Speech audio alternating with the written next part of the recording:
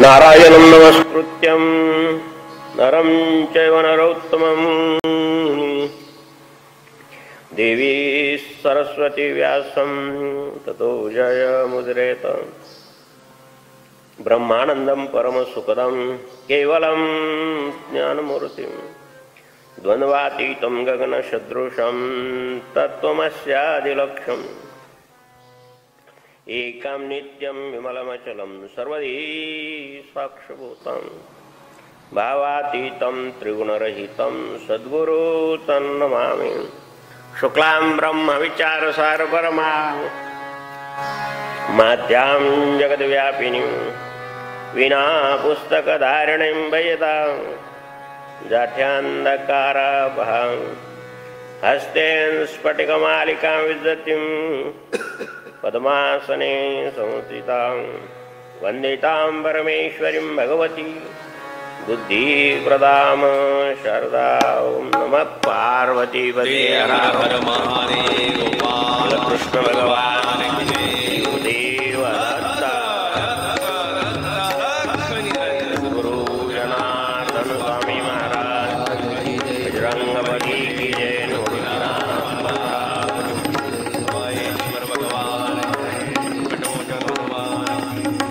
हर हर महादेव शंभो।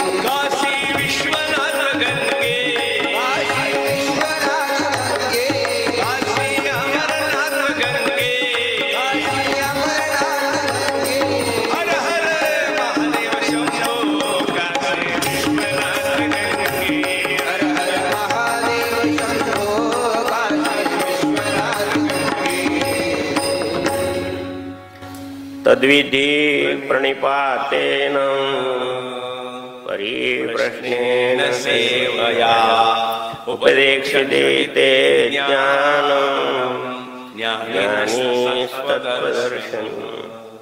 ते ज्ञान पैगा बर्वे जरी मनी अति अनावे तरी या संताशी बजावे सर्वश्रेष्ठी। जे ज्ञानाचा पुरठा तेथे सेवा दारवंता तो स्वाधीन करी शोधा ओळवून तरी तनुमन जीवे चरणाशी लागावे आणि गर्वता करावे दास सगळ। मग अपेक्षीची जे आपुले तेही सांगती पुसले जेने अंतःकरण बोधले संकल्पनये। ते ज्ञान श्री सद्गुरूजवळ जाऊन त्यांना दंडवत घालून केलेला नमस्कार, सेवा आणि आत्मसंबंधी प्रश्न या साधनाद्वारे तू जाणून घे। ते शब्द प्रभू तत्व साक्षात्कारी श्री गुरुदेव तुला ज्ञानाचा उपदेश करतील। अर्जुना, असे अत्यंत उत्तम ज्ञान जर प्राप्त करून घ्यायचे असेल, मनात आणायचे असेल, त्यांच्या मनाचा अनुभव घ्यावा असे वाटत असेल तर त्या शब्दज्ञाने श्री संतांची सद्गुरूंची सर्व भावे सेवा करावी। ते संत साक्षात ज्ञानाचे आलय आहे, म्हणजेच ज्ञानालय आहे।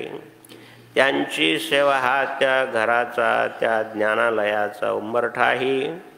अर्जुना, तू सेवा करून संतांना आपलेसे कर, तरी देहाने, अंतःकरणाने आणि जीवाभावाने संत चरणाला नमस्कार करावा आणि निराभिमानपणाने त्यांची सर्व प्रकारे सेवा करावी। अशी सेवा केली असता आपल्याला ते आत्मज्ञान अपेक्षित असते, त्या संदर्भात प्रश्न केला असता ते संत ज्ञानोपदेश करतील की ज्या सांगण्याने मन तात्काळ ज्ञानसंपन्न होऊन संशयाला प्राप्त होणार नाही. बोल हरी बोल हरी हरी हरी बोल केशव माधव गोविंद बोल बोल हरी बोल हरी हरी हरी बोल केशव माधव गोविंद बोल हरी बोल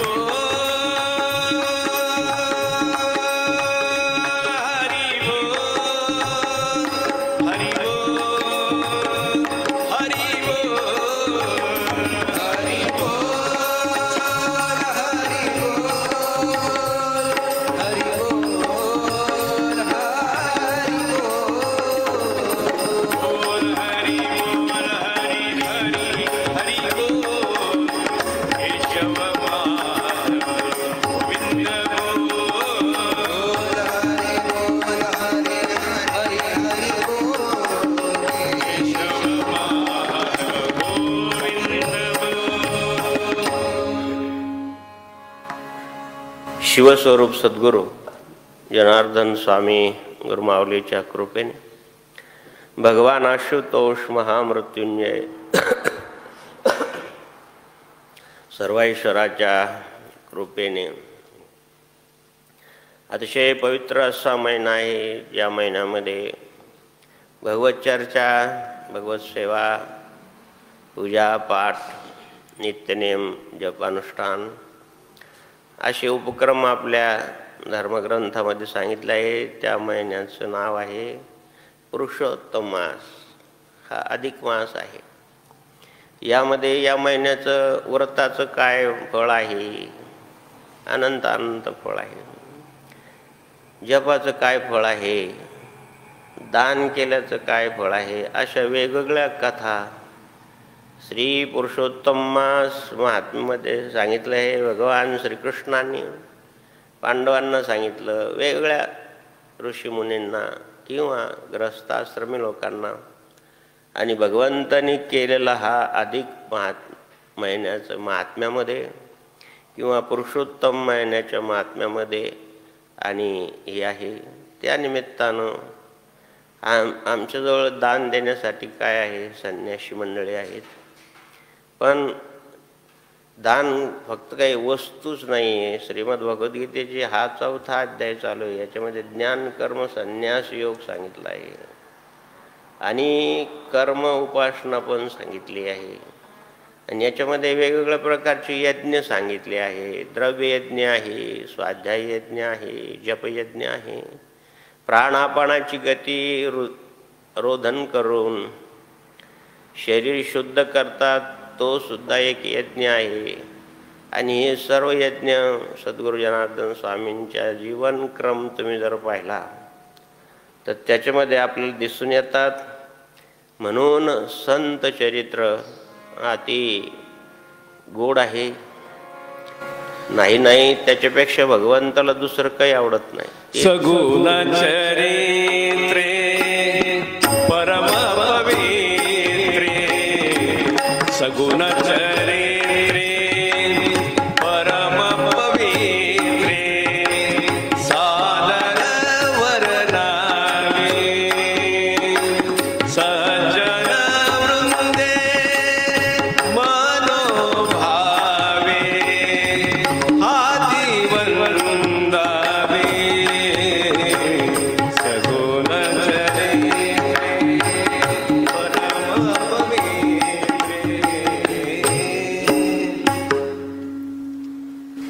हे सगुण चरित्र आपल्याला विज्ञानाच्या माध्यमातून श्री आवनकर बंधू, ठाकरे बंधू, समाधान, स्वपन भाऊ, श्री संतोष भाऊ पवार या लोकांच्या यांना याचे ज्ञान आहे.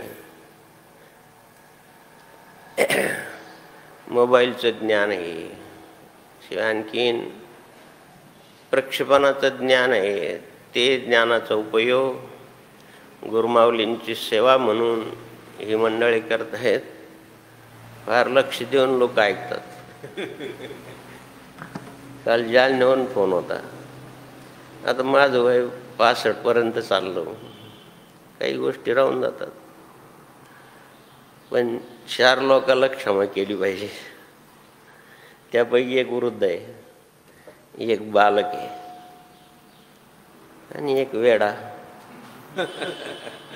आणि एक आशक्त. हे 4 लोकांना क्षमा केली पाहिजे. त्यांनी तिकडच्या जालन्या भागाच्या लोकांचं एक गुरुबंधूंचा फोन होता की तुम्ही संतोष पवारचं नाव घ्यायचं विसरले. आता विसरून जाते एखाद्या साठी. काल बी नवनाथांचं नाव घ्यायचं विसरून गेले. तसं काही मानू नका, माझ्या परिवारातले. पण लोक किती मला म्हणा सांगायचे, किती लक्ष देऊन ऐकलं, तितकं चांगलं प्रक्षेपण करून राहिले आणि आम्हाला ऑडिओ आवाज इतका चांगला येऊन राहिला ना तुम्ही बाबा चालत. मग सांगून हे बी सांगायला पाहिजे, त्यानं जो प्रश्न केला त्याचं उत्तर सांगायला पाहिजे. मग एक समजा की वृद्ध आहे, एक बुद्धी नाही, म्हणजे लहान आहे, आणि एक तर वेडा. या नंबर 3 मध्ये आपण बसतो.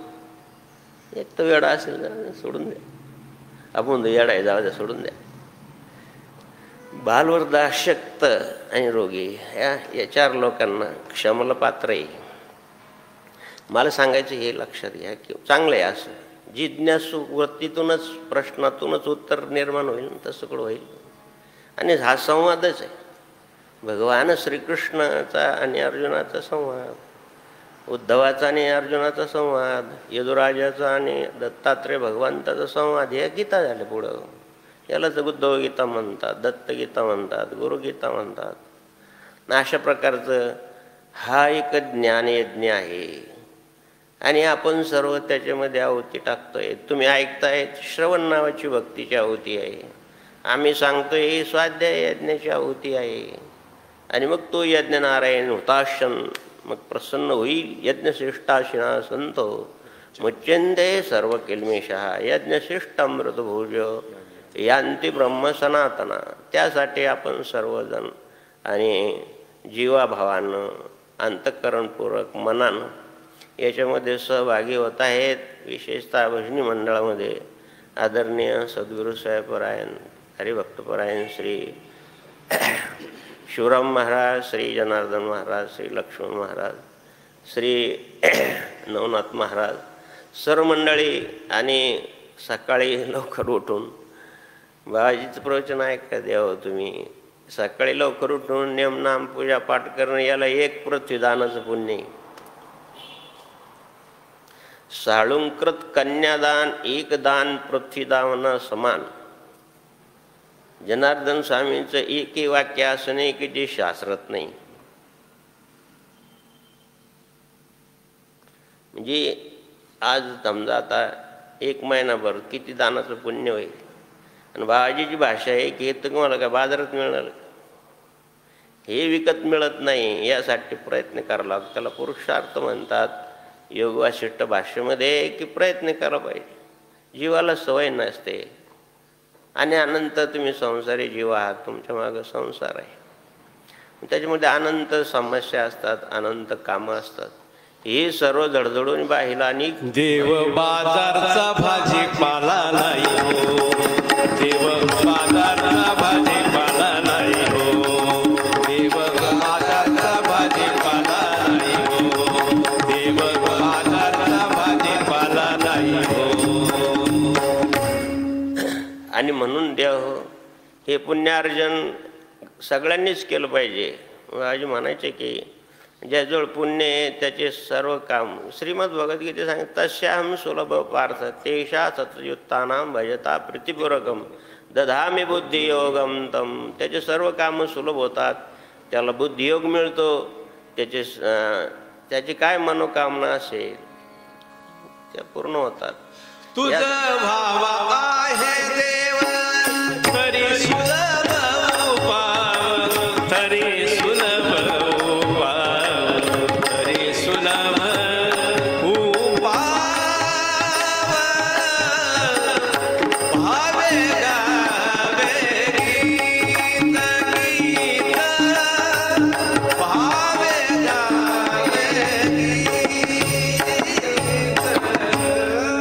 आणि म्हणून देह हे समजण्यासाठी, हे जीवनाचं सूत्र समजण्यासाठी ज्यांनी या सूत्राचा अभ्यास केला आणि त्याचा अनुभव घेतला, या ठिकाणी माऊली शब्द वागतात ते शब्द प्रभू, म्हणजे त्या अर्थ त्याने अध्ययन केलं आणि त्या अध्ययनाचं ज्यांनी अनुकरण केलं आणि त्या तत्वाचा ज्यांनी साक्षात्कार करून घेतलं, म्हणजे त्या आत्मसात करून त्याची प्रचिती घेतली, म्हणून त्याला स्तोत्रीय आणि ब्रह्मनिष्ठ म्हणतात.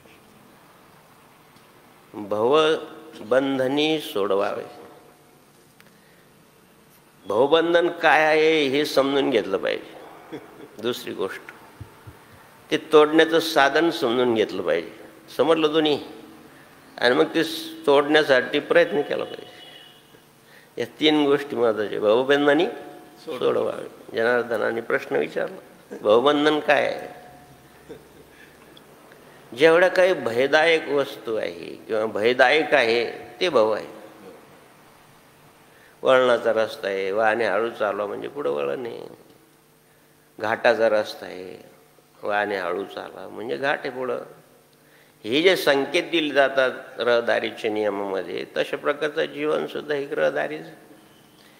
आणि शिवाय आणखी ना समुद्रमार्ग आहे, हा काही साधा मार्ग नाही. समुद्रात ठीक आहे, रोड राहत नाही, राहत रोड आहे असं, किंवा रस्ता आहे का समुद्रात? पाणीच पाणी जिकडं तिकडं. बरं किती खोली सांगता येत नाही. बरं असं काही नाही का आपण गाडी थांबवून चहा पाणी घेऊन येऊ, आता डाबा लागला बा थोडंसं, आता काहीतरी खाऊन येऊ, असं काय आहे का समुद्र प्रवासामध्ये? मग हा समुद्र प्रवास आहे. 12व्या अध्यायात भगवान काय सांगतात, तेषाम समृद्धता मृत्यू संसार सागरात. हा सागराचा प्रवास आहे. याच्यात एकदा बसलं की खाली उतरायचं नाही, गंतव्य स्थान येईल तिथंच उतरायचं. म्हणजेच जिथं आपलं जायचं तिथंच उतरायचं. नदीचा असो की समुद्राचा असो. नदीचं मध्ये उतरायला चालेल का? नाही चालेल, तिथं मध्ये उतरायचं नाही. नर्मदा परिक्रमा सांगितलं का आता 5 तास लागणार आहे, दोन्ही कार्यक्रमावरून घ्या, पाणी बिणी पिऊन घ्या आणि बसा नावेमध्ये. तोपर्यंत ते मग काही नाही, तिथपर्यंत जाईपर्यंत मग दुसरं मध्ये उतरायचं नाही, काहीच नाही. असा हा प्रवास आहे, हा भवसागर आहे. या सगळ्याच वस्तू भयदायक आहे. जे जे आपण पाहू, आद्य शंकराचार्य म्हणाला की जगत मिथ्या, सगळं मिथ्या आहे, ब्रह्म सत्य आहे, असं एक आद्य शंकराचार्याचं घोष वाक्य.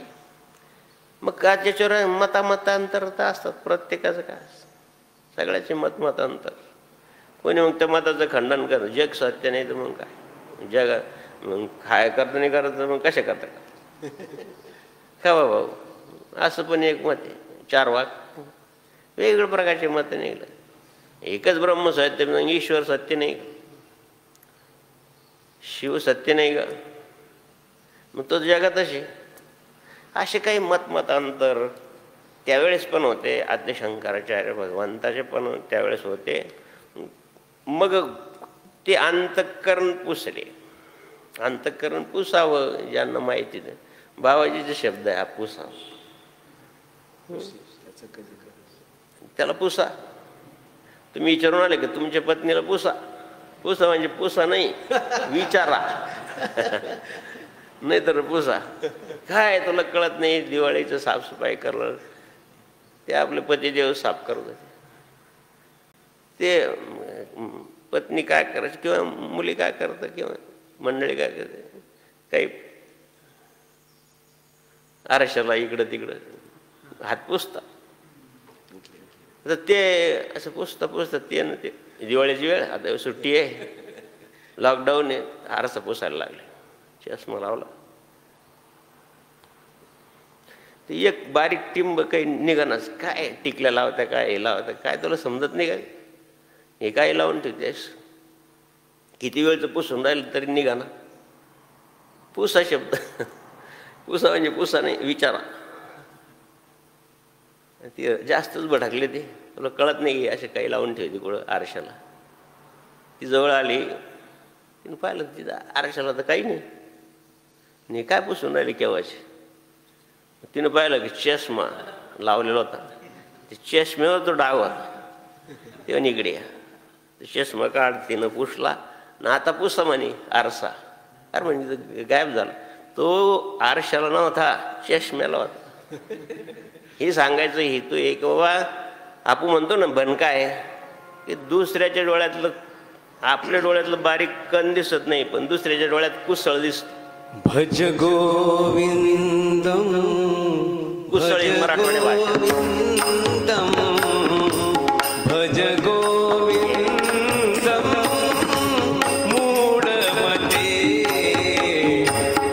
भज गोविंदम, भज गोविंदम, भज गोविंदम मूढमते. मग अपेक्षी जे आपुले तेही सांगती पुसले, तेने अंतःकरण बोधले संशय.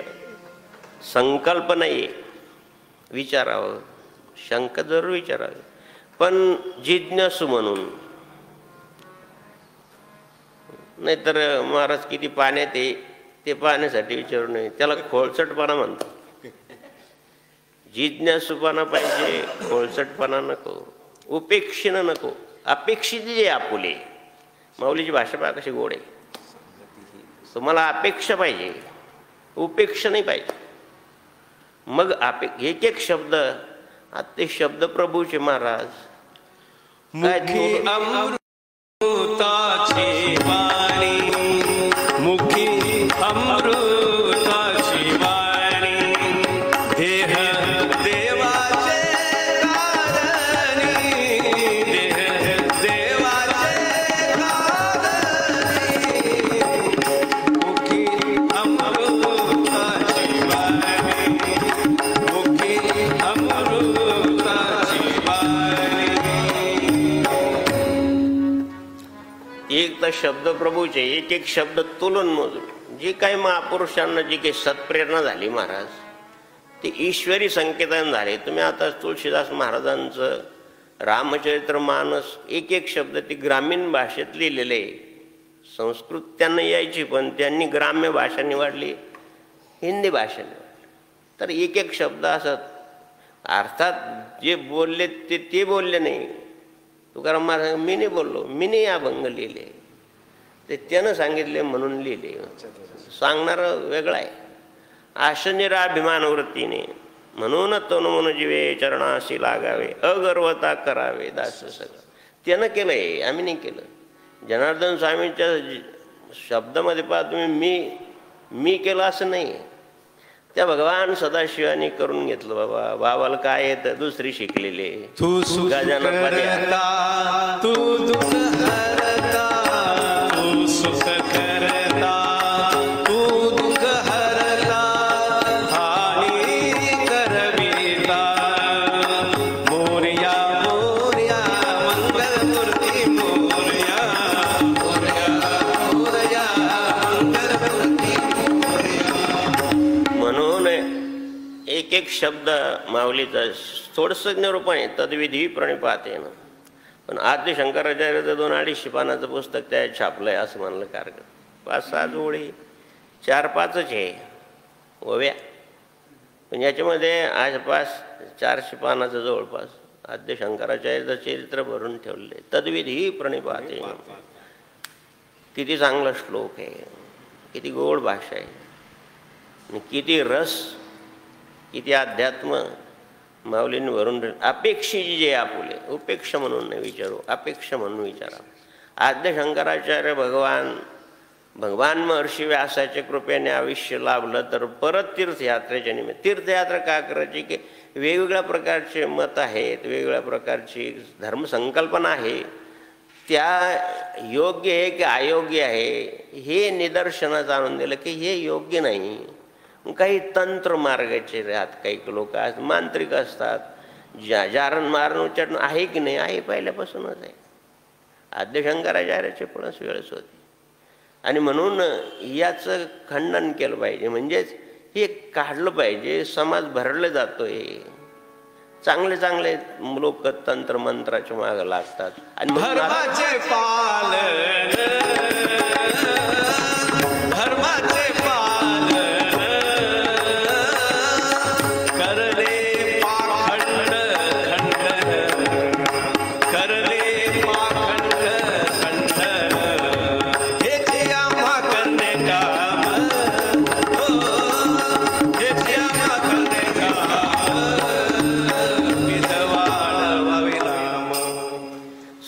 जनार्दन स्वामी पण खेड्यापाड्यात हिंडले, काही प्रथा, काही गमती जमतीतच भाग. लग्न तिकडं लावायची वेळ आणि 2-3 मांजरे आणल्या त्या डाल्याखाली ठेवल्या. नाही, आमची वाढवाडलाची परंपरा आहे, मांजरी झोकून ठेवायची आणि मग लग्न लावायचं. अशा पण काही पद्धती आहे. त्यावेळेस दूध दुभतं होतं, त्या मांजरीने दुधात तोंड घालू नये म्हणून ते त्या डाल्याखाली किंवा त्या झाडाला याच्याखाली ठेवा, काही प्रथा आहे. ज्ञानदेव म्हणे हरी जप कर, हरी जप कर. ज्ञानदेव म्हणे नाम जप हरीचे, परंपरा त्याचे कुळ शुद्ध, परंपरा त्याचे कुळ शुद्ध. हरिमुखे म्हणा, हरिमुखे म्हणा, हरिमुखे म्हणा, हरिमुखे म्हणा. आपलं योग्य नाही, दुसऱ्यानं सांगितलं ते, मग या ज्यानं सांगितलं हे योग्य नाही, मग त्याचं काय होईल? त्याच्याबद्दल काय होईल? विरोध. आणि विरोधातून काय होणार नाही महाराज? विरोधी लोक काय करणार नाही? जीवावर उठतात. आता शंकराचार्याचे भगवंताच्या जीवावर उठले. ह्या मंत्रतंत्र तांत्रिक लोकांनी विशेषतः ज्यावेळेस भगवान प्रभू शंकराचार्य भगवान जगन्नाथपूरला गेलं, तर तो जो भाग आहे तो कामाक्षी देवीला मानणार आहे.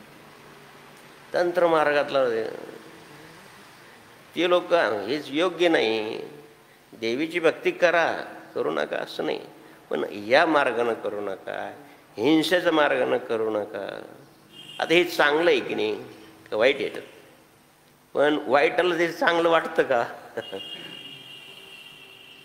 वाईटाला चांगलं नाही वाटत.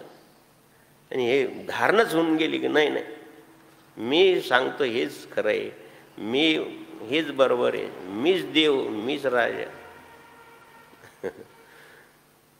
हे अहंकारम बलम दर्पम. हा अहंकार माणसाला मातीत घालतो तरी समजत नाही. सगळ्यालाच ज्याशी पदाभिमान तेच त्याशी दृढबंधन. नाथबाबा सांगतो की बंधन आहे ते, भावबंधनातून सुटायचं ना तुला, मग हे बंधन बाजूला कर ना. तू विरक्त झाले आहेत, संन्याशी आहेत, सर्व संघ परित्याग केला, कशाला या भानगडीत पडता? तंत्रमार्गामध्ये एक लक्ष्मणदास महाराज आले पहिल्या कुंभमेळ्यात, मी नवीन होतो त्यावेळेस. ते आले तर ते तंत्रमार्गाचे होते, कालभैरवाचे भक्त होते. आणि माणूस महात्यागी, महात्मा त्यागी सांग, फक्त लंगोटी लावलेली. आणि ते घ्यायचं असेल तर काळं वस्त्र, काळी लंगोटी, आणि ते सगळं रात्री तो काळा गंध वगैरे लावून तंत्रमार्गानं. तर तंत्रमार्गानं लोक म्हणते त्यावेळेस प्रसिद्ध होतं मटका, अजून बी आहे. मग ते बाबा नंबर सांगा, मग ते जॅकेट आले सांगून द्यायचे. आणि मग ह्या अशा तंत्रमार्गाची ती तंत्र देवता असते, ती प्रेरणा करते. मी अशा दिव्य महापुरुषांना विचारलं हा काय प्रकार आहे? जिज्ञासू होती आपली, पण हे खरं आहे का बाबा? खरं आहे ते, पण ते तात्पुरतं आहे. म्हणून काल संतोषगिरी महाराज विचार झाले की सिद्धी लावी पिसे योग याग विधी येणे नव्हे सिद्धी, वायाची उपाधी दंभ धर्म. हे करत असताना दंभ येतो, धर्म बाजूला राहून जातो. हे माऊलीचं सूत्र आहे, म्हणजे सोडवाच नाही. यज्ञ याग तप काय म्हणते? योग याग विधी येणे नव्हे सिद्धी, वायाची उपाधी दंभ धर्म. काही शेवटच्या याच्यावरून प्रमेय समजून घ्यावं लागतं, काही पहिल्या याच्यावरून शेवटचं समजून घ्यावं लागतं. हे न समजल्यामुळं हा बाजार आहे महाराज अज्ञानाचा. श्रीराम जय राम, जय जय राम, श्रीराम जय राम, जय जय राम, श्रीराम जय राम, जय जय राम, श्रीराम जय राम, जय जय राम. म्हणजे आपण करतो हे जर कोणी अनुसरलं तर फार चांगलं आहे. अरे पण ते योग्य नाही असं अयोग्य सांगणारच महत्वाचं आहे. आपल्यातले गुण तर कोणी सांगल, गावगुण सांगितले पाहिजे. म्हणून कॉलेजमध्ये पूर्वी असंच फिश पॉन्ड नावाचा एक कार्यक्रम होता पूर्वी. आता अजून आहे का नाही मला नाही माहिती, पण कॉलेज मग आपले प्रोफेसर कसे काही खराब असले, काही बोलत असले, काही करत असले, मग त्यांचं ते लिहून द्यायचं. आता आमचे मराठीचे प्रोफेसर जरा अवघडच होते, पण ते पान खायचे. मग ते एका जणांना लिहिलं की तुमचं तोंड म्हणजे लाल शाईची दौत.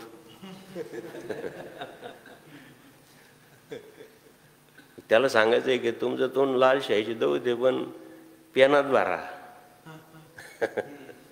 लाल रे खाली मारली म्हणजे काय होतं, एक तर काळजीपूर्वक वाचा, नाही तर काळजीपूर्वक समजून घ्या. आम्ही लाल शाईनं लिहितो. आदले शंकराचार्यचे बाबा लाल शाई, अरे भाई हे तुमच्यातला दोष हा. म्हणजे आज मराठीचे प्रोफेसर MA झाले, मग ते मुलगा त्याच पद्धतीचे पाहिजे ना. विनोद पण तसंच पाहिजे. विनोद आहे पण खोलचट आहे. हा विनोद आहे पण खोलचट आहे. की लाल शाईची दौत आहे आणि ती पेनात भरल्यानंतर खाली जर अंडरलाईन मारली तर लाल शाईची रे काय दाखवते, पोस्ट बॉक्स कसा असतो, लाल असतो. म्हणजे विनोद पण आशय पण असतात, समजून घेतलं. श्रीराम जय राम, राम जय जय राम, श्रीराम जय राम, जय जय राम, श्रीराम जय राम, जय राम, जय जय राम. बाबाजी पण मग अशी गावगाव फिरलो. बाबा ह्या प्रथा चांगल्या नाही, तुम्ही बळी देता, हे करता, कुठे रे काय घेऊन बसले. बाबाजी आपलं मराठी भाषा सांगायची की पहा तुम्ही या सिन्नर वगैरे भागामध्ये, या खानदेश वगैरे भागामध्ये बाबाजी फिरले, काय बळी देतात. बरं विशेष खानदेश भागामध्ये जे बळी देतात म्हणजे बोकड कापतात तो रामनवमीच्या दिवशी कापतात. तुम्ही जाऊन विचारा धुळे भागामध्ये, या भागामध्ये एवढ्या पवित्र दिवशी हे करता तुम्ही. तिथं काय सांगशील देवाला, हो तिथं काय सांगशील देवाला, तिथं काय सांगशील देवाला, हो तिथं काय सांगशील देवाला. आणि म्हणून आद्य शंकराचार्य या जगन्नाथपुरीला गेले. तिथलचा हा प्रकार पाहिल्यानंतर त्यांचं अंतःकरण भरून आलं की काय सांगावं या समाजाला. तुम्हाला सांगितलं ना की संताला अधोगती आवडत नाही किंवा बरोबर दिसत नाही. चार पायाच्या जीवाला, दोन पायाच्या जीवाला प्रगती आवडत नाही. चार पायाच्या जीवाला चांगलं विचार आहे. आणि म्हणून द्यावं काय करावं. बरं परदेशी आक्रमण, जगन्नाथाचं मंदिर नव्हतं, छोटीशी मूर्ती होती, ती बी तोडून ताडून मंदिर फोडून. बरं ते असं होतं, जो राजा होता ज्याने ते मंदिर बांधलं होतं त्याने त्या मंदिराकरता खूप ऐवज दिलं होतं. पण काही धोरणी लोक किंवा पुजारी लोक म्हणा किंवा स्वार्थ म्हणा काय असेल ते, त्यांनी ते सर्व ऐवज म्हणजे सोनं नाणं वगैरे एका पेटीत भरलं आणि ती पेटी गाडून टाकली की नको, निदान देवाची मूर्ती गेली पण हे जाईल तर काहीतरी करता येईल. पण ज्यांनी ठेवली तेही गेले. किंवा त्या पारतंत्र्याच्या काळामध्ये सगळ्याच गोष्टी, सगळंच काहीच राहिलं नाही, अस्तित्वच राहिलं नाही. देवता काय नाही, मंदिर नाही. मग त्या आद्य शंकराचार्य सांगितलं अरे बाबा हो इथं मी धाम आहे आणि काहीच उल्लेख नाही ना. धाम आहे जरूर आहे पण इथं काही राहिलंच नाही प्रतीक. मंदिर मोडून तोडून टाकले गेलं. काय लोक करतील काही सांगता येत नाही. आणि मग आद्य शंकराचार्याने सांगितलं की आता यांना काहीतरी दाखवलं पाहिजे. जनार्दन स्वामींनी चमत्कार नाही केले, तुमची श्रद्धा वाढवावी म्हणून काही गोष्टी त्यांच्या जीवनामध्ये घडतात. हे गोंदवलेकर महाराज सांगतात, हे चमत्कार नाही. आद्य शंकराचार्याने तिथलचा जो राजा होता त्यावेळेस म्हणजे इथं जगन्नाथाचं मंदिर बांधा होतं, पाडलं, झाली गोष्ट झाली, इतिहास जमा झाली, पण तुम्ही परत बांधा. तर राजाने सांगितलं एवढं ऐवज कुठे आहे आमच्याजवळ, एवढा पैसा कुठे आहे. म्हणजे तुम्हाला जर ऐवज दिलं म्हणजे हां इथं कुठंतरी आमच्या पूर्वजांनी ऐवज पुरवून ठेवलेलं आहे, ते जर आम्हाला प्राप्त झालं तर आम्ही मंदिर बांधू. आता शंकराचार्य तिथं 4 दिवस थांबले.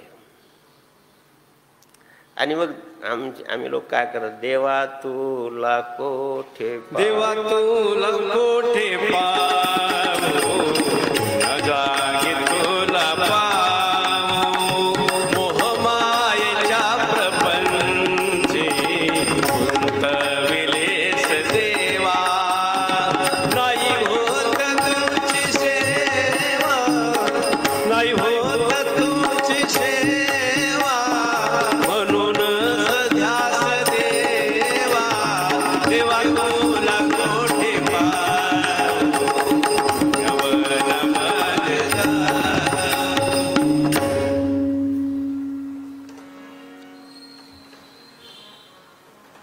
देवाची प्रार्थना केली, भगवान शंकराचे भगवंता यांना काहीतरी अनुभूती आल्याशिवाय ही मंडळी मानणार नाही. माऊलीचं काय झालं, रेड्याच्या हाती मुखी वेद बोलवलं गेलं. काही की येडे म्हणतात, तर रेडा नव्हता, रेडे आडनावाची कोणतरी माणूस होता. येड्याला कळतच नाही तर काय, रेडा आणि रेडा एकच. बुद्धिवादी लोक काय सांगतील, आपल्याला पाहिजे नामा म्हणे आहे काही ठिकाणी, काही ठिकाणी विष्णुदास, काही ठिकाणी खेचराने बळी दाखविला. मग हे 3 म्हणजे 3 नामदेव महाराज म्हणे, एक नाही, हे वेगवेगळे. बुद्धिजीवी लोक काय. आता प्रश्न विचारला, प्रसिद्धी मिळवायची असेल तर काय करायचे, म्हणजे काही नाही, तुम्ही पुण्यासारख्या ठिकाणी जा आणि एखादं अघटित विधान करा, आपाप तुमची प्रसिद्धी होईल. त्यावेळेस आचार्य आम्हाला प्रसिद्धी पाहिजे, तुम्ही पुण्यासारख्या ठिकाणी जा आणि एखादा अघटित शब्द वापरा, भरपूर तुम्हाला डोक्यावर घेतील, काही पायात खाली तुडवतील. आद्य शंकराचार्य भगवंताला त्या लोकांनी काहीतरी त्या राजा चरणी जगन्नाथा चित्त ठेले, चरणी जगन्नाथा चित्त ठेले. आणि म्हणून देव त्या राजाला सांगितलं की दुसऱ्या तिसऱ्या दिवशी राजा आला म्हणून, महाराज काहीतरी सांगा, मग करायला तयार आहे. मग त्यांनी सांगितलं की इथं समुद्राच्या तीरावर एक वडाचं झाड आहे, त्या वडाच्या झाडाच्या पश्चिम बाजूला काही अंतरावर एक मोठा खड्डा खांदा, तिथं तुम्हाला ऐवज सर्व प्राप्त होईल, रोजाने ठेवलेले, आणि मग तुम्हाला मंदिर बांधता येईल, असं विचारावं महाराज.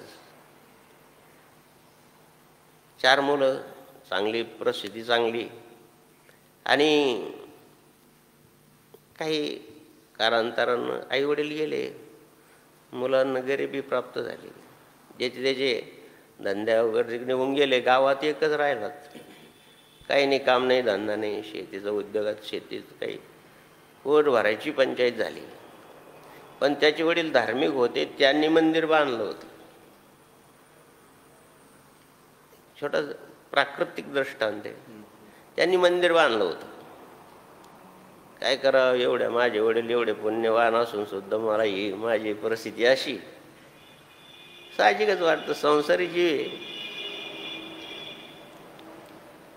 मग त्यांनी कोणाकडे घेणं देणं नाही म्हणून पाहावं तरी आपल्या वडिलाची वही पाहिली. ती वही पाहिली, त्यानं ते वहीमध्ये लिहिलेलं होतं की मंदिरामध्ये धन पुरून ठेवलेलं आहे आणि अक्षय तृतीये दिवशी मिळेल, अशी सांकेतिक भाषा होती. ही सांकेतिक भाषा समर्थांना आणि छत्रपतींना अवगत होती. ते आपण समर्थांच्या चेता जमलं तर पाहू. मग हे महाराजांनी दुसऱ्या दिवशी लोक बोलवले म्हणजे मंदिर पाडून टाकायचं. मंदिरात ठेवलेलं आहे ना, म्हणजे कुठं ठेवलेलं, मग काही मंदिर पाडल्यानंतर समजेल कुठं पायात आहे का कुठं आहे का, तसं थोडी समजणार आहे. काही समजदार मंडळी असते, त्याच्या वडिलांचे मित्र होत आहे म्हणून पुसावे, हे मला सांगायचं महत्वाचं. विचारावं, कोणाला विचारावं, अनुभवी लोकांना विचारावं. कोणाला विचारावं, शब्दप्रभूंना विचारावं, कोणाला विचारावं? स्तोत्रीय लोकांना विचारावं, ब्रह्मष्ट लोकांना विचारावं, परमार्थिक शंका. संसारी शंकासुद्धा एक्सपिरियन्स इज व्हॉट इज पुढचं का? Experience is great teacher. त्यांना विचारावं काय काय उद्योग चालला. म्हणजे काय नाही काका, मंदिर पाडायचं, आमच्या वडिलांनी याच्यामध्ये धन ठेवलेले. कुठं वाचलं तू, कुठं काय, तुला कसं काय समजलं? तर म्हणे त्यांच्या डायरीत पाहिलं, म्हणजे वहीत लिहिलेलं आहे. दाखवती वही. ते सांगितलं तर घेतली ती वही, पाहिली त्याने. यार मूर्ख आहे. काय लिहिलं?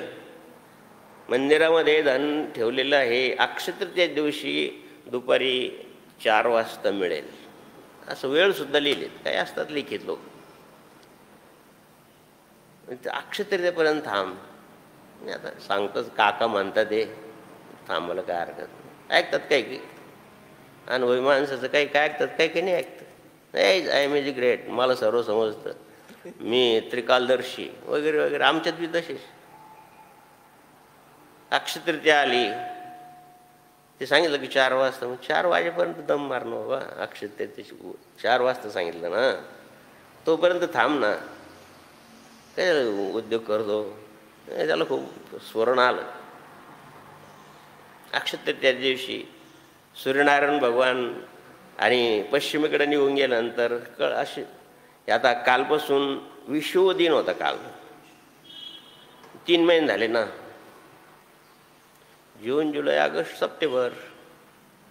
21 जूनपासून हे सुरू झालं लक्षणायन. मग 3 महिने गेलं की एक विश्व दिन येतो. ही भौगोलिक माहिती आहे. आणखीन 3 महिन्यात बघा तुम्ही, आता दिवस कमी होत चालला आणि रात्र वाढत चालली. अशी काही स्थिती येते की दिवस आणि रात्र समसमान. त्या दिवशी 6:30 वाजता दिवस उगेल तर 6:30 वाजताच मावळेल, म्हणजे 12 तासाचं. आणि आता थोडं थोडं कमी कमी होतं. तर काही आता शेवट दिवस असा येईल 21 किंवा 21 डिसेंबर, रात्र 13 तासाची आणि दिवस 11 तासाचा. असं याला विश्व दिन म्हणतात प्रत्येक 3 महिन्यांना. आणि एक संक्रांत असते. आणि हा अधिक महिन्यात ही संक्रांती येत नाही. संक्रमण काळ या अधिक महिन्यात राहत नाही. म्हणून अधिक महिना तुम्हाला सांगितलं, मार्गशीर्ष, पौष, माघ, फाल्गुन या महिन्यात येतच नाही. कारण त्या महिन्यामध्ये संक्रांत नसते. संक्रांत म्हणजे संक्रमित काळ भगवंताचा. तो एक तर जून महिन्यात असतो, एक तर अश्विन महिन्यात राहतो, किंवा आता 3-3 महिन्याचं करा. जून महिन्यानंतर 3 महिने, 21 जून नंतर 3 महिने, त्याच्यानंतर 3 महिने, त्याच्यानंतर 3 महिने. हा जो संक्रमण काळ आहे, भौगोलिक माहिती. अशा प्रकारची हा पुरुषोत्तम मास हा अश्विन महिन्यामध्ये आलेला आहे. म्हणून विचारावं काय करावं, काय करू नये. आणि जास्तीत जास्त धार्मिक व्रत का करावं की जेणेकरून मन स्थिर होईल, बुद्धीची ग्रहणशक्ती वाढेल. हा त्याच्या मागचा वैज्ञानिक हेतू आहे. आता पावसाळा संपला की शरद ऋतू सुरू होईल आणि नद्यांचं पाणी वगैरे ओसरून जाईल. सगळीकडे जल शुद्ध, सगळीकडे हवा शुद्ध. आणि आपण तर सुगीचे दिवस आले मराठवाड्यामध्ये. पहिलं धान्य खरीपाचं ते तयार होऊन जातं. बाजरी, मूग वगैरे, उडीद काय असेल. खरीपाचं जे धान्य आहे, काय केलं खरीप आणि रब्बी सुद्धा कळतच नाही. चांगले शेतकरी मुलाला समजणार नाही खरीप काय आहे रब्बी काय. आता तसं काही राहिलं नाही. खरीपाची पीक रब्बीत होता आणि रब्बीची पीक खरीपात होता. त्याचं काही दोष नाही त्यांचा. कधीही बाजरी पेरतात, उन्हाळी बाजरी म्हणतात का शिवराम. आपण धान्य गोळा करून घेतो, म्हणजे बाजरी काय एवढं चांगली बाजरी कशी, म्हणजे बाबा ही उन्हाळी बाजरी. आणि त्याच्या वडिलांनी सांगितलं मराठवाड्यामध्ये, म्हणलं का ही बाजरी आता कशी. ते बाबा ही बाजरी येते चांगली, पण चवदार भाकर नाही लागत. अशी काही असतं. अक्षयतृतीयेशी 4 वाजता सगळे लोक जमले. त्या कळसाची सावली पश्चिमेला, सूर्यनारायण गेला. पूर्वेला जी पश्चिमेला ती म्हणजे कळसाची सावली पडली इथं खणमणी. ते खणलं तिथं तिथं धन लागलं. मग का तू मंदिर पडायला लागलं? मूर्खाची संगती. आणि म्हणून बाबा विसावं पुसावं. आद्य शंकराचार्यांनी सांगितलं की आता यांना काहीतरी दाखवलं पाहिजे. आणि म्हणून त्यांनी तिथं ते आयुध काढलं आणि मग त्याच्यावर मंदिर बांधलं. आज जगन्नाथपुरी.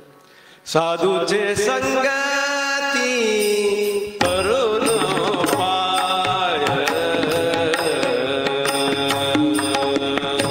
साधूचे संगती तरुण पाय, ज्ञानदेव म्हणे दृष्टांताची मात, साधूचे संगती तरुण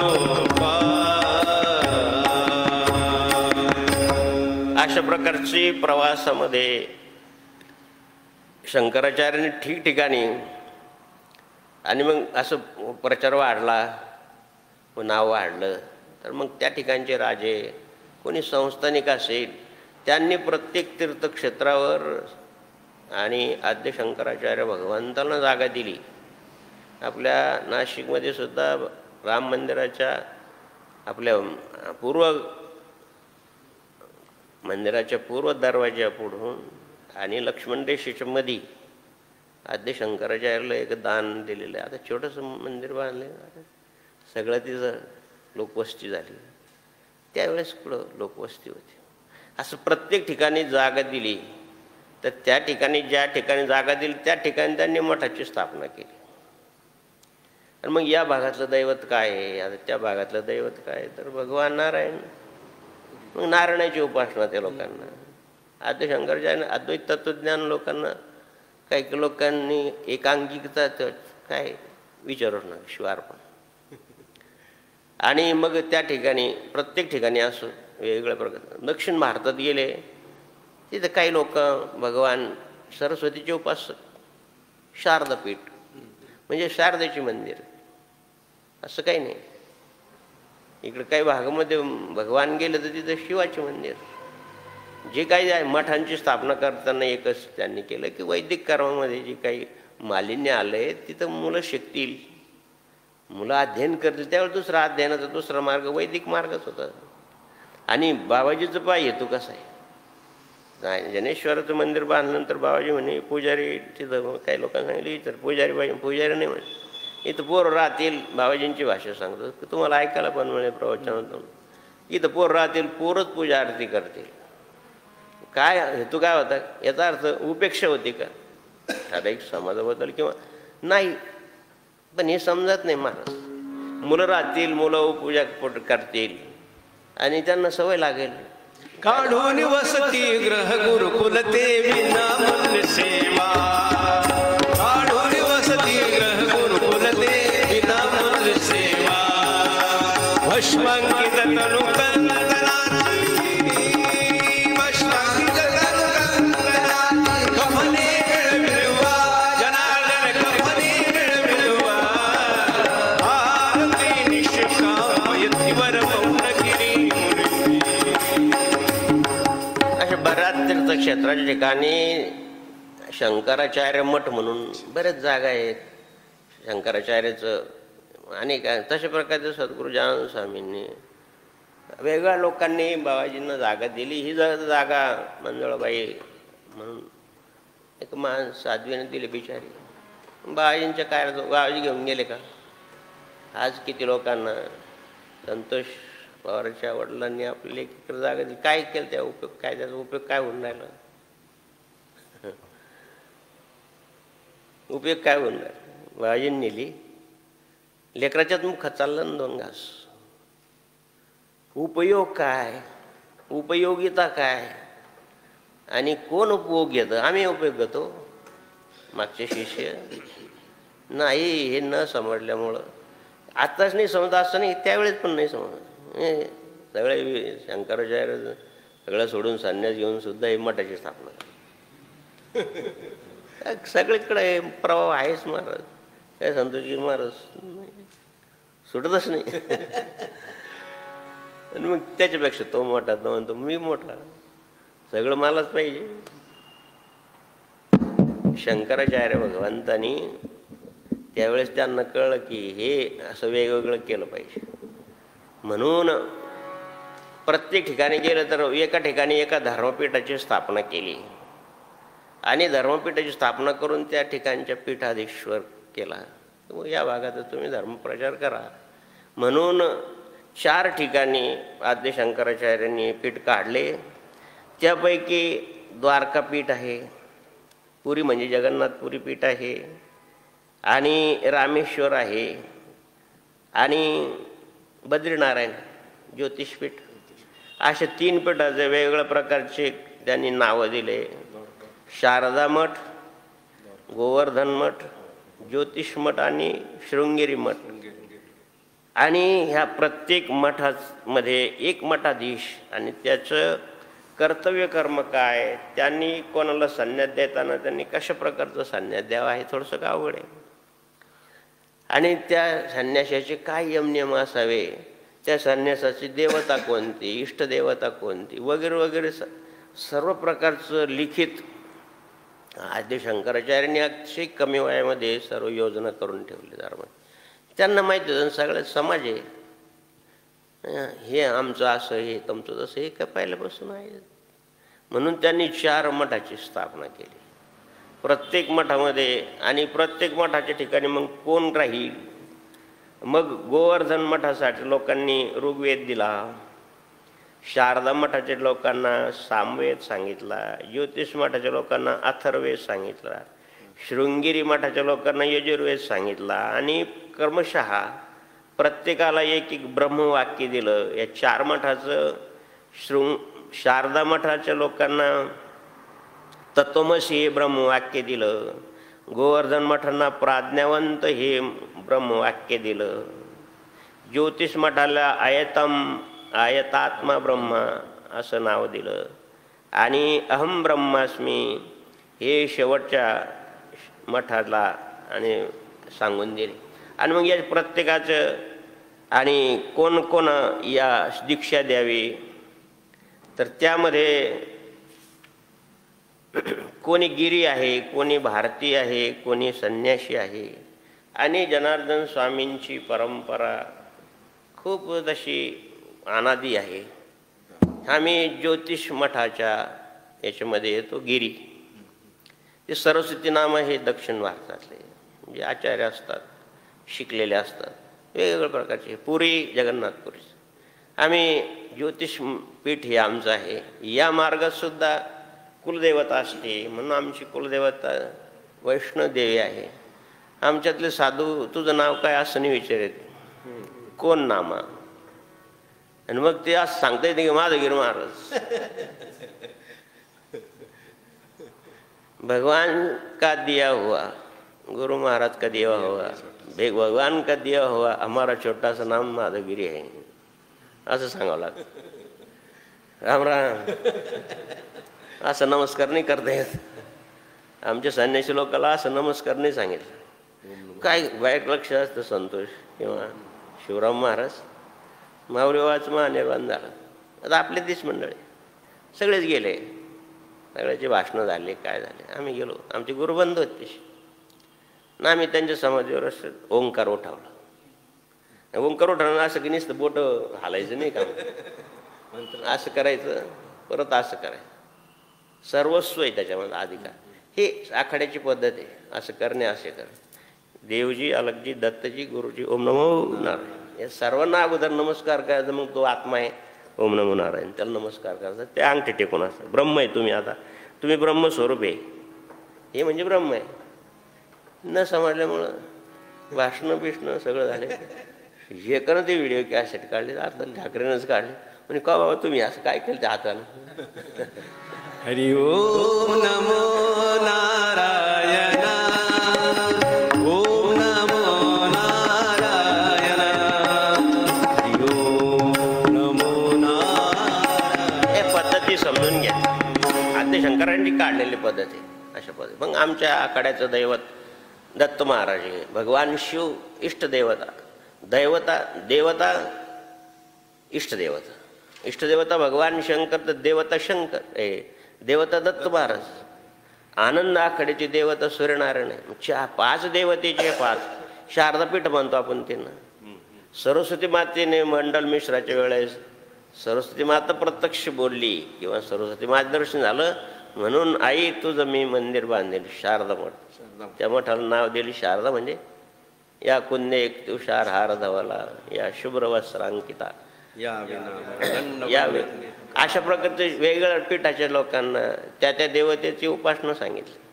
शारदापीठ, तिकडे ज्योतिषपीठ, तिकडे बद्रीनारायण नारायणाची उपासना, जगन्नाथपुरी वैष्णवाची उपासना, वेगवेगळ्या प्रकारच्या अशा उपासना पद्धती काय. गिरी कोण, भारती कोण आणि सरस्वती नामक कोण, आनंद कोण, वन कोण, त्यागी कोण, महात्यागी कोण आणि पंचसंस्कार काय आणि नागसंस्कार काय.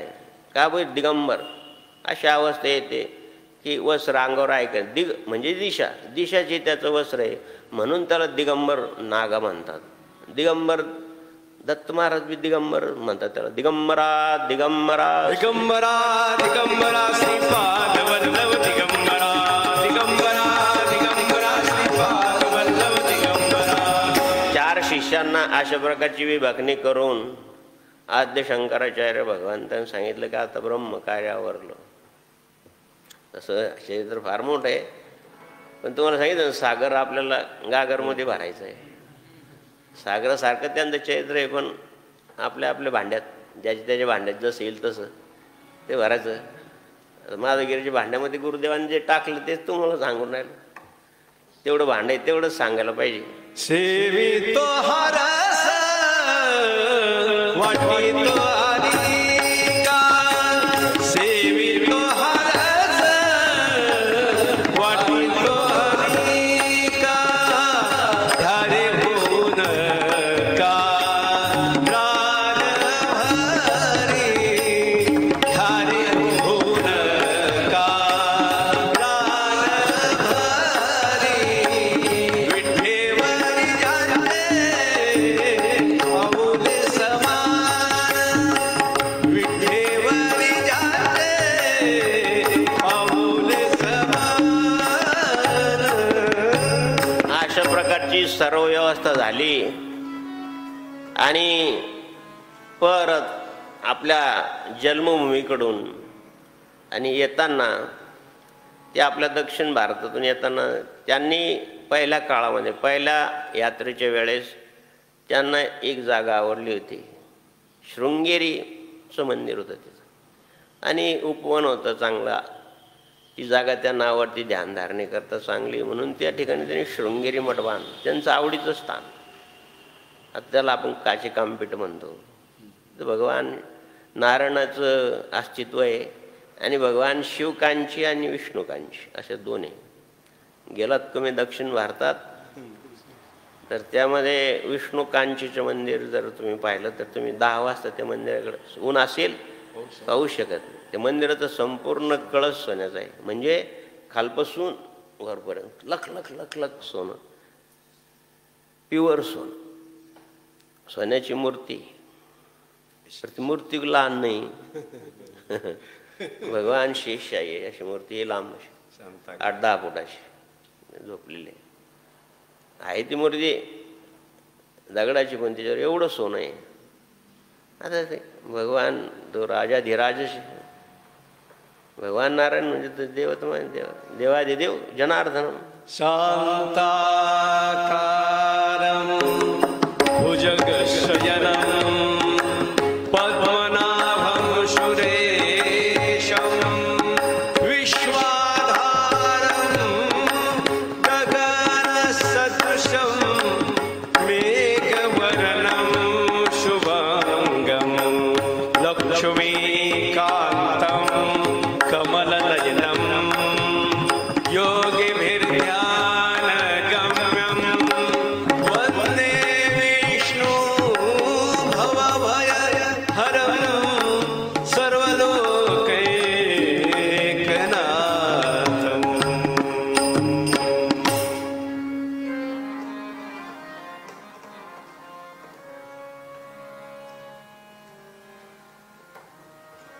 शेजारीच दुसरीकडं शिवकांची, तिथं भगवान शंकराची नटराजाची मूर्ती दिव्य सोन्याची.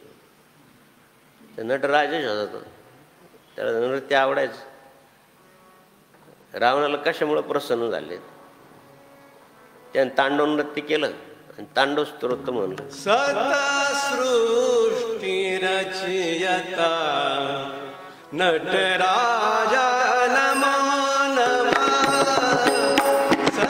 सृष्टी रचयता नटराजा नमो नमः. तांडव स्तोत्र रावणाने लिहिलेलं आहे आणि भगवंतानी फलश्रुती काय सांगितली, हे जो पठण करेल त्याच्या घरी लक्ष्मी नित्य निवास करेल. लक्ष्मीला ज्याने कोंडून ठेवलं, चोरून आणली. आणि हे स्तोत्र भगवान श्रीरामचंद्र आणि सीतामाई म्हणजे लक्ष्मीनारायणचा जोडा, तेच हे पुरुषोत्तम मासामध्ये. जवाई कसा असतो लक्ष्मीनारायण म्हणून त्याची पूजा करा. काय एका भगिनीने सांगितलं, मुलं जायचं का? हा, आता जुने झालो म्हणे, पण जायचं. नवीन जावायला जरा हे असतं, काय भाव असतो, भावा या. दोघं एकमेकडे पाहणं, तुम्ही आताच जुने झाले नाही अजून. माझं घेऊन महाराज जुने झाले, तसं तुम्ही जुने नाही झाले अजून. एकमेकडे का पा कौतुक केलं पाहिजे, करणं आहे सर.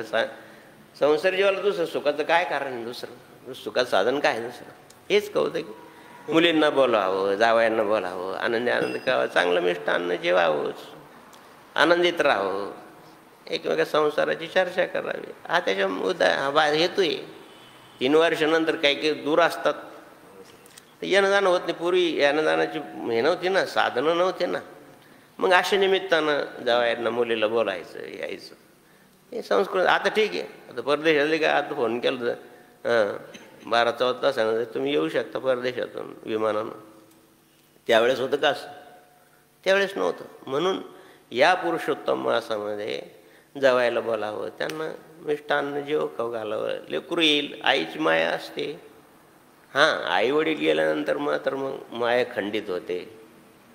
भाऊ काही एवढं जाणतीलच असं काही नाही बहिणीला, पण आई वडील म्हणजे सासू सासरे तोपर्यंत जावयाने बोललेच पाहिजे.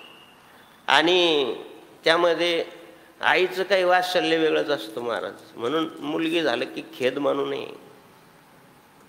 हिमालयाला ज्यावेळेस मुलगी झाली तर एवढा मोठा उत्सव केला महाराज. प्रत्यक्ष गिरिजा पोटी आली, तिला गिरिजा म्हणतात.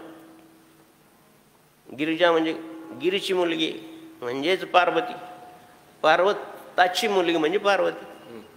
इतका आनंद झाला जनकराजाला. सीतामाई झाली म्हणजे इतका आनंद झाला की मुलापेक्षा जास्त, कारण ही दोन्हीकडे प्रकाश देते.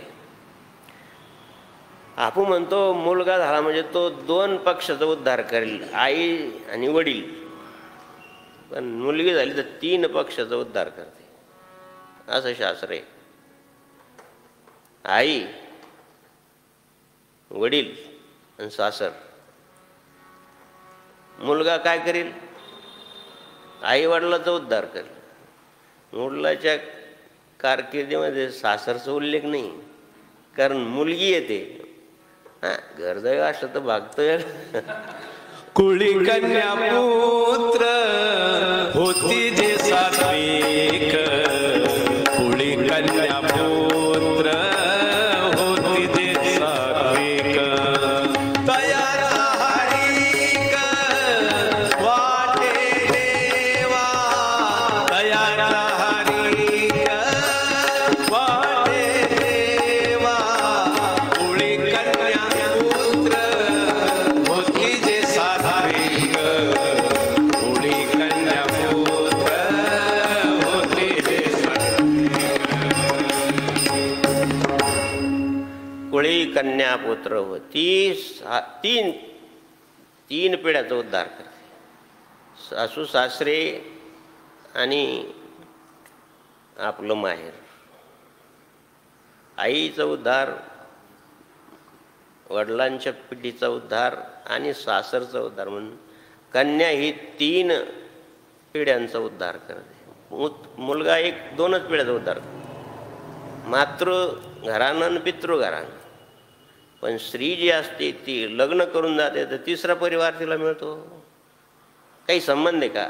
आईवडिलाचा संबंध तुटून जातो ना, हा संबंध जोडले जातो. म्हणून काय शास्त्र आहे महाराज. आणि मग खेद मानायचं काही कारण नाही. मुलगी खूप पवित्र असते. माझा अनुभव आहे.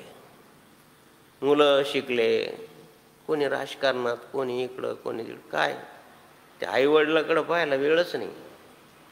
एक मुलगी होती, काय मोठ्या घराण्यातली मी पाहिलं, मी प्रत्यक्ष अनुभवून सांगतो तुम्हाला की वृद्धावस्था प्राप्त झाली, मुलं ज्याच्या त्याच्या उद्योगाला लागले, कोणी राजकारणी तर कोणी काय, बाईबापाकडं पाहायला वेळच नाही. नोकर चाकर करणार आहे का महाराज? असंही झाली वेदना. आद्य शंकराचार्याला शेवटी भगंदर रोग झाला. फिरून फिरून काही खाणं पिणं वेळेवर नाही आहे. असंच असेल ना, काय परिस्थिती असेल 2000 वर्षापूर्वी. किंवा प्रत्येक ठिकाणी चर्चा करायची, विरोधी लोक चांगलं खाऊ देत असतील का महाराज? आहे त्या अन्नच विष कालवणारे लोक आहेत. त्यावेळेस पण होते, आता पण आहे. आणि भगवान आद्य शंकराला भगंदर रोग झाला आणि त्यानं खूप त्रास, बसता येत नसे, काही येत नसे. मूळव्यासारखा असतो भगंदर, तुम्हाला माहिती, तुम्ही पाहून घ्या. खूप त्रास. जनार्दन स्वामीला सुद्धा भगंदर झाला. द्या हो, 78 पासून तर आम्ही पाहतो, त्याच्या अगोदर 2-3 वर्ष तेव्हापासून बाबाजी खुर्चीवर बसलेले. तुम्ही 3 तास खुर्चीवर बसा, मग खाली हात लावा, किती गरम होऊन जातं. आणि हे प्रकृतीच्या विरुद्ध आहे. गरम झालं म्हणजे मग त्या जागेवर त्रास होणार, जखम होणार, मग तोच भगंदर रोग. आणि अशा प्रकारचा भगंदर रोग झाला. 4 शिष्य आणि त्राई भगवान झाले. वृद्धावस्था प्राप्त झाली, त्यांना कोणी पाहायला तयार नाही. मुलगी होती त्यांची एक, कर्मधर्म तिला त्यांनी शिकवलं होतं, ती परदेशात होती. आणि मग आईनं सांगितलं का, अगं तुझ्या वडिलाची तब्येत आता खूप जाम झाली. त्यांना डॉक्टरनं सांगितलं कॅन्सर आहे, या लोकांना वेळ नाही. तुझे भाऊ आणि नोकर चाकर किती करतील, पैसा भरपूर आहे, पण प्रेम पाहिजे ना, पैशाला काय कर. मग ती मुलगी परदेशातून आली, ती वडिलाला तिकडे घेऊन गेली. त्यांचं चांगल्या प्रकारचं ऑपरेशन केलं, त्यांना बरं वाटलं, मग पाठवलं. आणि शेवटी महाराज तरी वेळ नाही मुलांना. गेले कधी. आणि आमच्या मराठाच्या भाषेमध्ये डोळ्याची घटना आहे, कधी गेले माहीत नाही, मुंग्या लागल्या. जिवंत प्राण्याला कधी मुंग्या लागत नाही.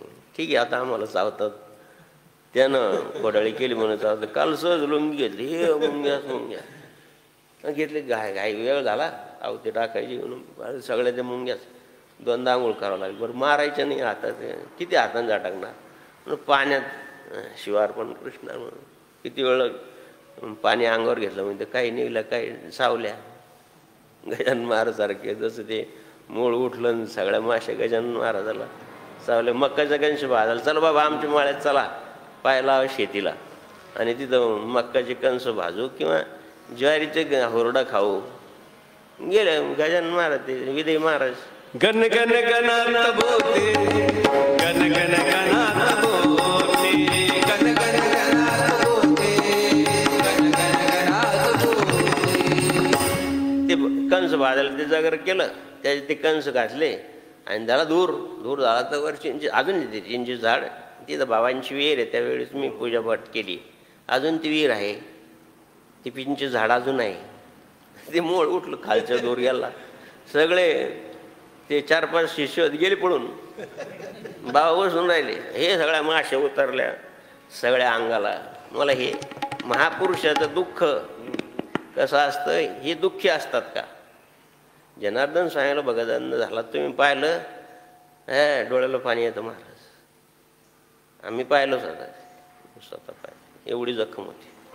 एक वीत पूर्ण सुपरमायशिन ट्यूब बसायची मध्ये, हे बी आहे. संतोषगिरी त्याला साक्षी आहे. पाहिले स्वामी महाराज पण साक्षीला आहे. एवढं भयान दुःख काय सहन करायचं. शेवटी भगंदर नावाचा रोग झाला. सगळ्या शिष्याला वाटलं की गुरुदेव याच्यावर काही उपाय करा. सांगितलं काय उपाय करा. हा भवरोग आहे, हा पूर्वजन्मीचा काही संचिताचा भाग आहे, याच्यात काय उपाय करता. पण जो शिष्य होता एक पद्मपाद, तो नरसिंहचा उपासक होता. सांगितलं गुरुदेव तुम्ही लपून ठेवून राहिले, दुःख पूर्वजन्मीचं नाही, संताला पूर्वजन्मीचं दुःख नाही. खरं सांगू तुम्हालाही, हे दुःख एका मांत्रिकाने तुमच्या मागं लावलेलं आहे. मी त्या मांत्रिकाला हे करतो. शंकराचार्याने सांगितलं त्याला काही करायचं. सांगितलं ना तुम्हाला. एक शिष्य बाबाजींचा बाबाजीच्या विरोधात उठला, खूप अप्रचार, बाबाजींचे खूप बोलू नये ते बोलला, करू नये ते केलं, अप्रतिष्ठ करायचा खूप प्रयत्न केला. आता सूर्यनारायण उगला तर ढग येणारच महाराज. ढग कोण आहे, कशामुळे येतात? सूर्याची उष्णतेने येतात. पाणी तापतं, पाणी तापलं त्याची वाफ होते, वाफ झाली की ती ढगाच्या रूपाने येते, ती सूर्यनारायणाचा प्रकाश झाकून टाक. अरे बाबा तो जरी आहे तो तर आपलाच आहे, त्याला काही करू नका. कोण्याही जीवाचा न घोड मत्सर वर्म सर्वेश्वर पूजनाचे वर्म सर्वेश्वर म्हणून द्या हो, विरोधिक लोक चांगलं सहनच होत नाही. सांगू नये असं. गणेश भावाबरोबर आम्ही सांगू भाऊ, गणेश बाबाबरोबर मी भावा चला अष्टविनायकला जायचं. म्हणलं बाबा बाबांचा स्वभाव थोडासा गरम झाला आहे. भीती वाटायची की यांना राग. आपली पूजापाठ नेमनाम, बाबा पूजापाठ येते, त्रिकाल स्नान, थोडंसं वेळ होत जाईल आणि तुम्हाला आवडलं नाही तर मग बाबा माझे गुरुदेव दत्त महाराज आहे, त्यांना नित्यनेम आवडायचा आहे. तुम्ही असं कसं विचार करता की गणेश बाबाला नित्यनेम आवडणार? मला हे सगळ्यात जास्त आवडतं नित्यनेम. तुमच्या एक बाबांचं वाक्य आहे त्यात एक शब्दही खोटा नाही. तुमच्या नित्यनेमामध्ये कुठेही कमी राहणार नाही. तुमचे पद्धतशीर नेमनाम होतील, फक्त तुम्ही चाल. आता बाबाजी म्हणजे आपण, गणेश बाबा आणि ती मोठी कॉन्टेस्ट गाडी होती शाळा आणि पांडुरंग पूजाला बाबांचं पूजापाठ. गेलो आम्ही तिथं. तर त्या उन्ही गरम पाण्याचं तीर्थ आहे पालीला, पालीला गरम पाण्याची कुंड आहे, उन्ही म्हणून गाव शेजारी. बाबांना माहिती, आम्ही दर्शन विषय घेतलं, तिथे गेलो आणि त्या कुंडात दुपारची वेळ होते, स्नान करावं. आता कोरडी पूजा पाठ राहायची आपली, तेवढी खायची फक्त. आता तिथं पाणी खारं होतं आणि जाऊ इथं गरम कुंड आहे, स्नान करा. माझ्या वाटेची एक बुडी मारा. बाबाचं स्नान बिन जे महापुरुष असतात त्यांना स्नानाचं काही बंधन नसतं. आम्ही गेलो, स्नान केलं, 2 वेळेस स्नान केलं, पूजा आहुती टाकली. अरे म्हणजे पाणी सारखं खारट आहे. बाबा तिथं एक छोटंसं दुकान होतं. म्हणजे कर बाबा इथं नारळ आहे घेतो म्हणजे बाबा फक्त एकच आहे. तेवढं नारळ बाबांनी विकत घेतलं, ते आपल्याजवळ पोच केलं आणि त्यानं हे फांदे इथं पाणी खारट आहे, यांना पाणी प्यायचं आहे. आणि बसलो गाडीमध्ये. रात्र झाली आणि चर्चा करायला लागली. काय लोक आहे म्हणे भाऊ, काही लोकांना चांगलं सहनच होत नाही आणि सत्पुरुषाची शिष्य असून सुद्धा अशी विचारधारणा चांगली नाही. कोणी कोणी जारण मारण करतं, उच्चाटन करतं, मूठ मारतं वगैरे वगैरे. काय विषय नाही हा, काही म्हणतात तंत्राचा नाही. बाबा असे काय बोलतात. आम्ही विभाग टाकलं, काय याच्याबद्दल काही शंका विचारायची नाही, काही नाही. बोलायचं. बाबा बोलले असते. खूप दिवसानंतर कळलं की हा प्रकार होता. आणि तो ठराविक यांना सांगितलं या जागेवर हे या मंत्र असा आहे आणि यांना असं असं करा. ते जागेवरच नाही, ते त्या जागेवर नाही ते इथं गेले निघून दुसरीकडं. असं तुम्ही जर चांगदेव महाराजांचं चरित्र वाचलं तर ते आत्मा ज्या वेळेस तो यमराज घ्यायला यायचं तर हे ब्रह्मांडात आत्मा घेऊन जायचे. असे 1400 वर्ष राहिले. आत्मा तिथं निंकडो. ही किमया कोणाला माहिती आहे. म्हणून संकल्प नाहीये. वाईट संकल्प मनात येऊ देऊन मार कर ज्यांना जे करायचं ते करतो. बाबाजीच्या भाषेत सांगायचं का जायचा जायचा शिवप्रेरी, जायचा जायचा जीव करी. जीव आहे तिथं शब्द. जीवाचा हा धर्म आहे. भगंदर नावाच्या रोगानं त्रस्त झाले आणि सांगितलं का असं करतो आम्ही, तसं करतो, याच्यावर उपाय करतो. म्हणजे असं करू नका, हा भोग आहे. मग तुम्हाला जर करायचे ना तर जी इष्टदेवता तुमची आहे, आता जशी हस्तमलक जो आहे तो शिष्य आहे, त्याचे नरसिंह भगवानवर श्रद्धा होती. दुसरं कोणी शिष्य आहे सुरेश्वरानंद, त्याची देवीवर श्रद्धा होती. मग असं करा तुम्ही आपापल्या देवदेवतेची उपासना करा, सात्विक उपाय करा. आता हे फक्त नादी लावायचं काम आहे. जनार्दन स्वामीने सगळ्या ठिकाणी विशेष असे आदी शंकराचार्य चरित्र वाचल्यानंतर एक विशेष आहे की शारदा पीठाची किंवा इथं ज्योतिषपीठाची जी काही रचना आहे किंवा जी काही आचारविचार पद्धती आहे, या ठिकाणी दक्षिण भारतातला साधू महात्मा तिथं ठेवला. तुम्ही जाऊन बघा, बद्रीनारायणचा पुजारी हा दक्षिण भारतातला ब्राह्मणी.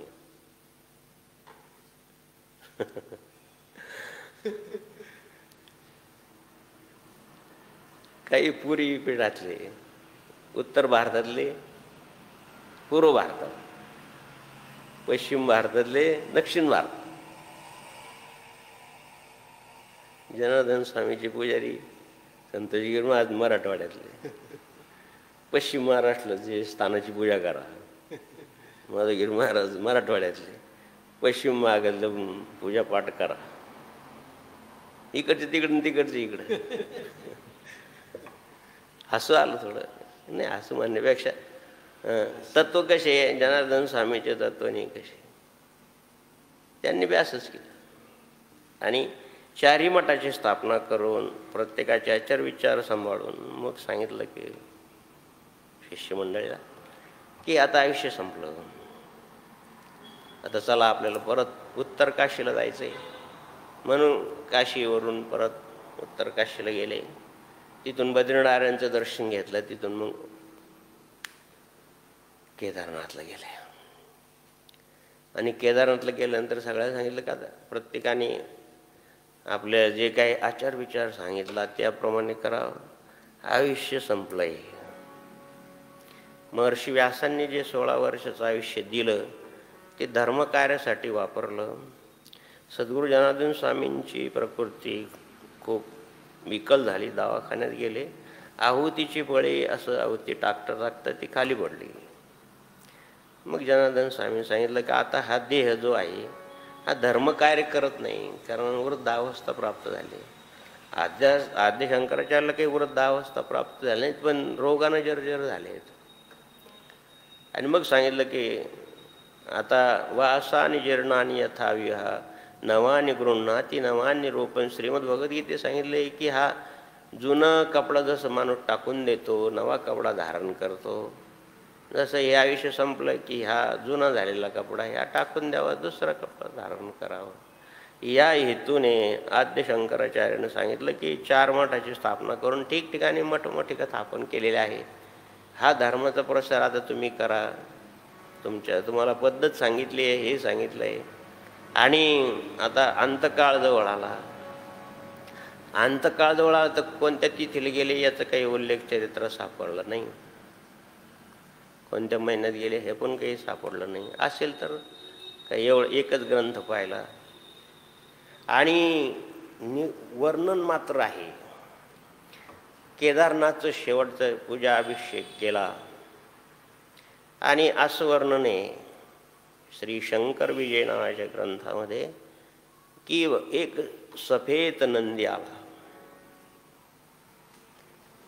आणि त्या नंदीवर भगवान सदाशिव आरूढ होते. ढवळ्या नंदीवरील स्वारी, तुमचं ते भजन आठवलं. आणि भगवान शिव त्याच्यावर आरूढ होते.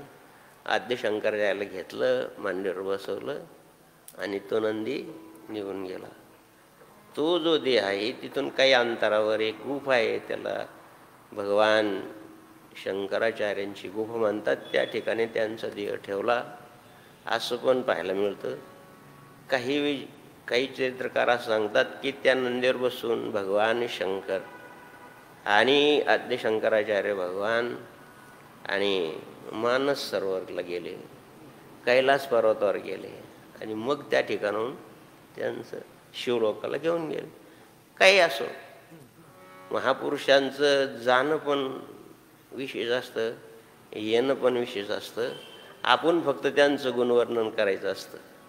नारायण नारायण ओम सत्यनारायण नारायण ओम नारायण नारायण ओम सत्यनारायण ओम सत्यनारायण ओम जय सद्गुरुदेवा. ओम